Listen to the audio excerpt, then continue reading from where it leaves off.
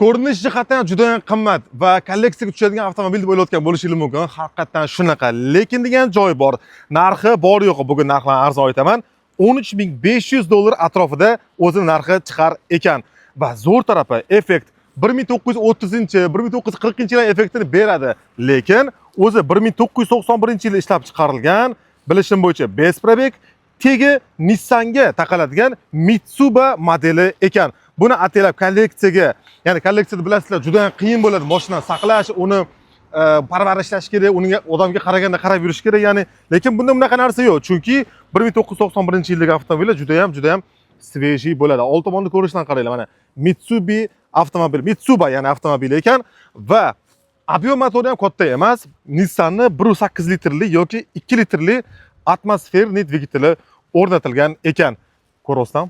Jabralarini chiqib turishini, jabra deydimi, nafas yo'llari deydimi, yengilgina qarab qo'yasiz. Xuddiki 70 yoki 100 yillik avtomobilda maza qilib haydab yurishingiz mumkin. O'shani effektini beradi. Narxi $13.500 atrofida chiqar ekan.